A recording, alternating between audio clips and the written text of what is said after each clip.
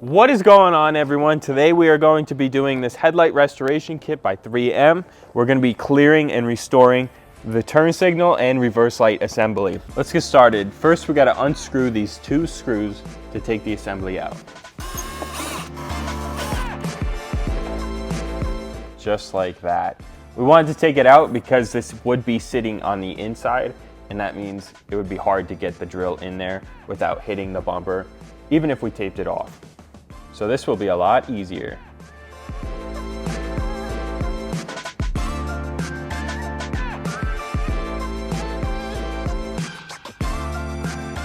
We took out everything in the kit. The kit we're using has a 1000 grit and a 3000 grit. So that's all we're gonna be using. We didn't wanna go any lower on the grit to make it any more coarse. It just needs a refresh, not like a full sand down like it's really old yellowed out headlights, and it's quite a small area, so it'll work really well. So what we're going to be using first is the 1000 grit. We're going to be scuffing it up. We're going to get it a little wet and then do multiple passes. We only got one disc, so we're going to be cautious about that so we have room to use it on the other one. So we're going to be using the 1000, get it wet, and then go a couple passes with the 3000 also. Once that happens, it should fog up, and then we will go through with a headlight clear coat. So we could be generous since we have two of these. We're only gonna open one at a time just in case it dries out. We don't have to mask anything off. This will be hidden behind, but it doesn't matter anyway, it's the same material.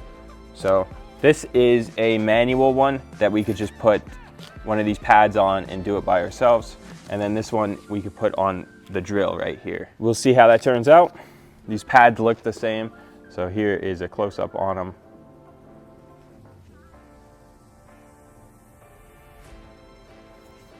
Let's get to it.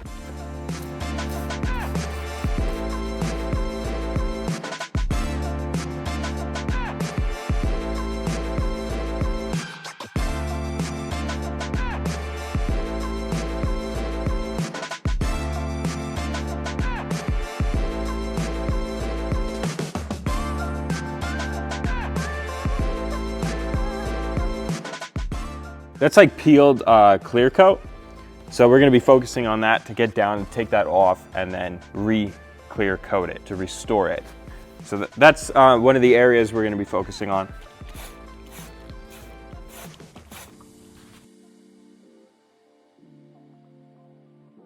It's fogging up now, so it is working. You just gotta be patient and make sure you don't sand too far down. You don't want it to ruin anything. You just wanna go nice and even with the whole thing. But just focus on those hazy spots because that's the most important.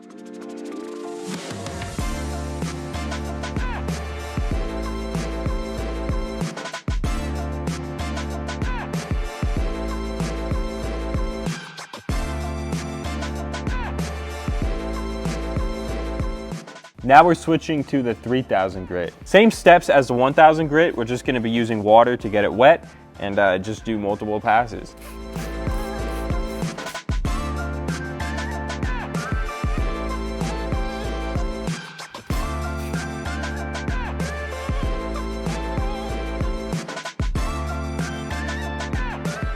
Now we're just cleaning it up with some water and a microfiber.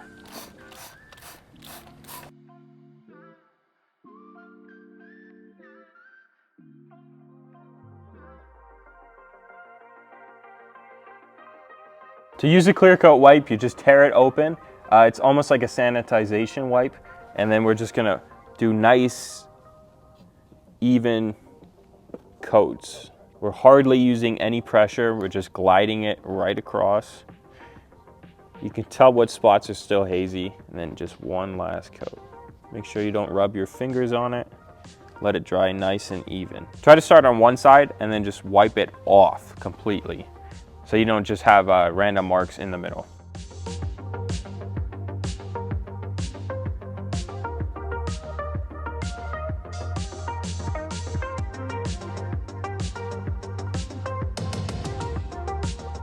Repeat for the second one.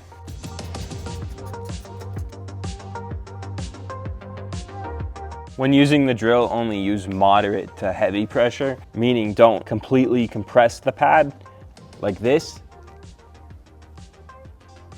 because then it won't work as well. It's like almost like your toothbrush where the bristles will go outwards instead of having them nice, strong, and right on the top. Not extremely light, but not extremely heavy, so avoid the extremes.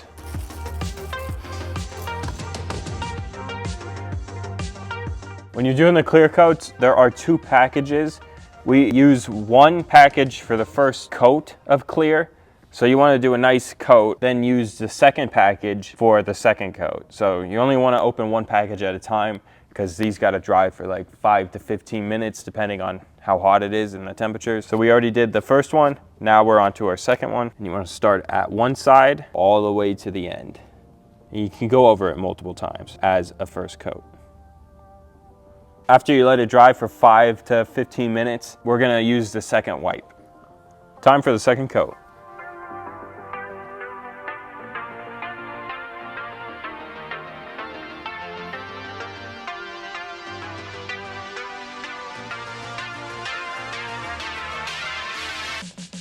This is your time to touch up anything you missed. You want to wear gloves on this step because this is almost like super glue and it sticks to your hands. It's not that fun to get off.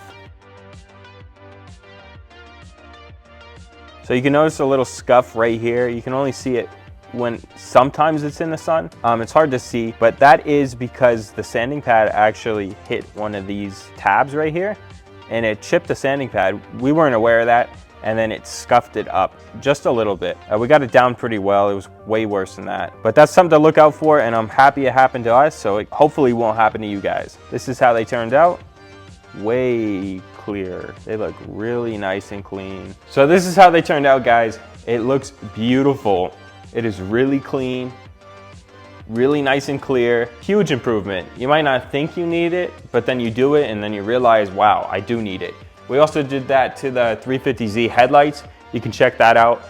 We initially thought, oh, it's not that bad. We'll make a video to see how it looks. And we were surprised. We're gonna be doing it next on the S14 headlights. I also have another Eclipse that we will be doing it in the future. So we're getting way better at it. There's gonna be more videos just to help everyone out and to see it on these cars. There's not many videos for them out there.